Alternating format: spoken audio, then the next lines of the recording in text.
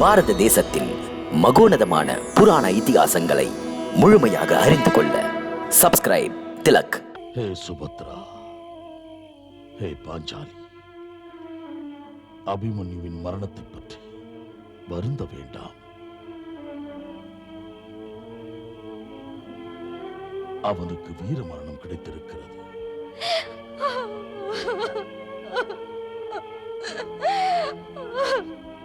அவனுக்கு வீர மரணம் கிடைத்திருக்கிறது. இப்படி ஒரு சௌபாக்கியம் எந்த வீரனுக்கும் கிடைக்காது. ஆம் சுபத்ரா, ஆம் திரௌபதி, எந்த உயிர் யுத்தத்தில் ஈடுபடுகிறதோ அது தன் தந்தை, கணவன், சகோதரன், பிள்ளை யாருக்கும் காத்திருக்காது.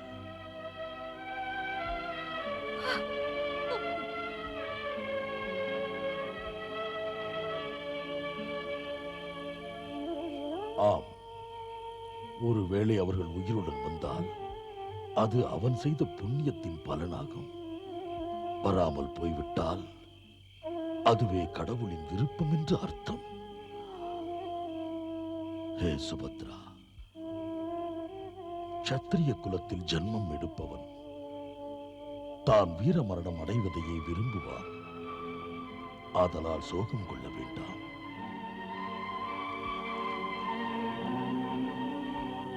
சாஸ்திர சம்பிரதாயங்களை கடைபிடித்ததனால் அபிமன்யுவிற்கு புண்ணியலோகம் கிடைத்துள்ளது. தவம், பிரம்மச்சரியம், புத்தி தியானத்தின் மூலம் சாதுக்கள், தபஸ்விகள் மோட்சம் அடைய விரும்புகிறார்கள். உன் மூத்த மகன் உன் அபிமன்யுவிற்கு அதே மோட்சம் கிடைத்துள்ளது. ஏன் கவலைப்படுகிறாய்? நாங்கள் என்ன செய்வது பிதாமகரே? நாங்களோ பெண்களாயிற்று. பலமில்லாத மனது எவ்வளவு தூரம் தான் தாக்கு பிடிக்கும்? மனது கல்லாகி விடக்கூடாதா என்று வேண்டுகிறேன். எனக்கு புரிகிறது. ஒவ்வொரு தாயும் தன் மகன் சிறப்பாக வாழ நினைப்பாள். ஒருவேளை அபிமன்யு தன் உயிரை காத்துக்கொள்ள யுத்தத்தை விட்டு பயந்து ஓடியிருந்தால் நீங்கள் அதை விரும்புவீர்களா?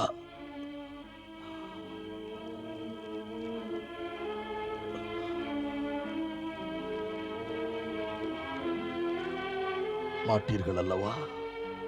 நீங்கள் இருவரும் சிந்தித்து பாருங்கள். அபிமன்யு நம் குலத்திற்கு களங்கமா விளைவித்தான்? இல்லையே. அபிமன்யு குலத்திற்கு களங்கமா? இல்லையே. திலகமாக விளங்கினான். அந்த திலகம் தன் குலத்தின் பெருமையை எப்போதும் ஒளிர செய்து கொண்டிருக்கும்.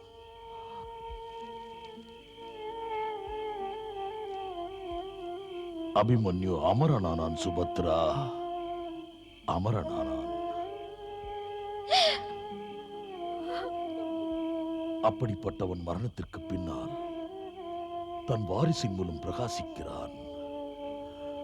அபிமன்யுவின் முத்திரை அவன் மனைவியின் வயிற்றில் வளர்கிறது. அதுதான் அபிமன்யுவின் மறுபிறப்பாகும். அப்படி இருக்க நீங்கள் இருவரும் கவலைப்படுவதேன்? சுபத்ரா, திரௌபதி, உங்களுக்கு தெரியாது. ஆனால் எனக்கு முதலிலேயே தெரியும். அபிமன்யுவின் ஆயுள் மிக குறைவென்று.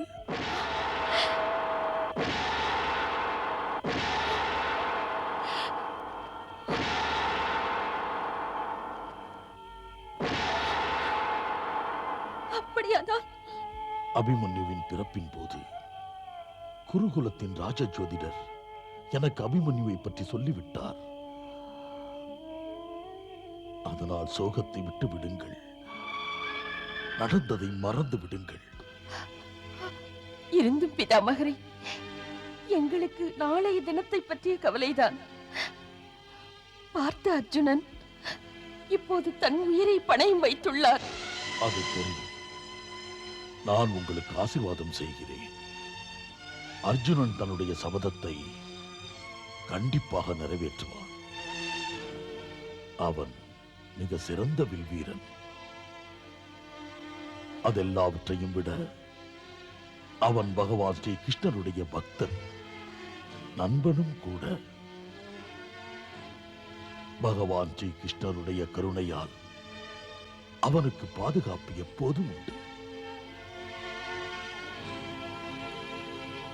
அதை ஞாபகத்தில் வைத்துக் கொள். நாளை அர்ஜுனனுக்கு எதுவும் நேராது. அவன் நிச்சயம் வெற்றி அடைவான்.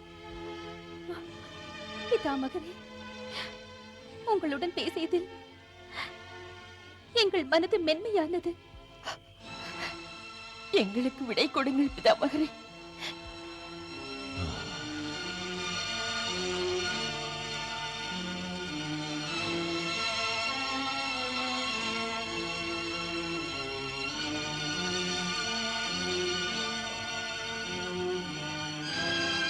சௌபாகியவதியாக இருங்கள்.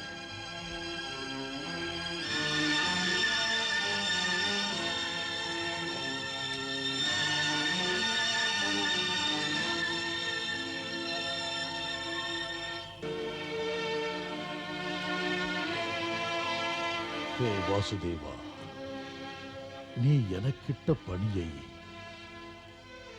நான் முடித்து விட்டேன். மேற்கொண்டு நடப்பதை நீயே பார்த்துக்கொள். நாளை சூரிய அஸ்தமனத்திற்குள் மகாராஜா, சூரிய அஸ்தமனத்திற்குள் அர்ஜுனன் நமது மாப்பிள்ளை ஜெயத்ரதனின் உயிருக்கு பணயம் வைத்துள்ளார். இல்லை காந்தாரி, அப்படி நினைக்காதே. அர்ஜுனன் தன் சபதத்தின் மூலம் தன் மரணத்தையும் முடிவு செய்துள்ளான். இப்படியும் நடக்கலாம். அவன் ஜெயத்ரதனை கொல்லாமலும் போகலாம். ஆனால் அர்ஜுனனிடம் இருந்து ஜெயத்ரதனை யார் காப்பாற்றுவார்கள் மகாராஜா?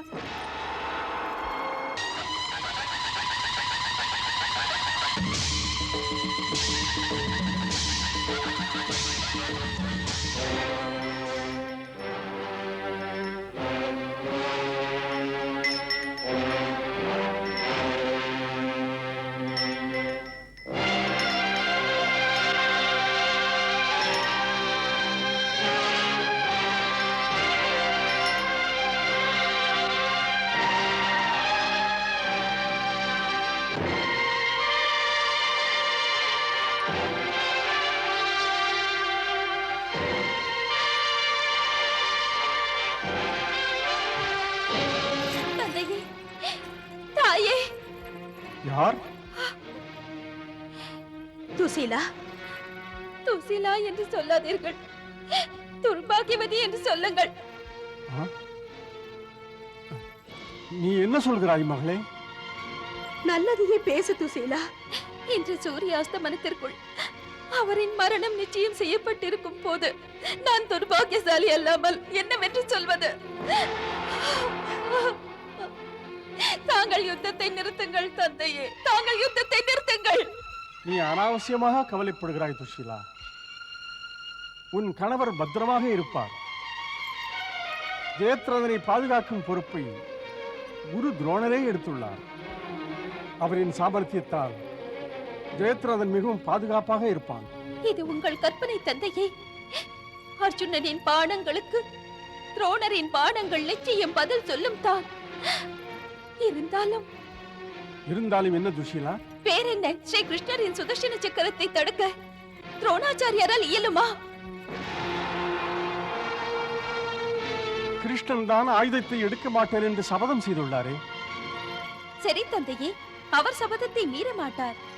ஆனால் தன் நண்பன் அர்ஜுனன் தன் சபதத்தை காக்க எதுவும் செய்வாரே. துஷீலா, அவர் எது வேண்டுமானாலும் செய்யட்டும். ஆனால் இந்த யுத்தத்தை நிறுத்த என்னால் எதுவும் செய்ய முடியாது. அம்மா, தாங்கள் அஸ்தினாபுரத்தின் மகாராணி. தாங்கள் துரியோதனன் அண்ணாவிற்கு யுத்தத்தை நிறுத்த ஆணையிடுங்கள். நான் கையால் ஆகாதவள் மகளே, கையால் ஆகாதவள். தாயே. ஆம் மகளே, நான் கையால் ஆகாதவள். நானும் யுத்தத்தை நிறுத்த நினைக்கிறேன். ஆனால் முடியவில்லை. ஒன்றும் செய்ய முடியவில்லை.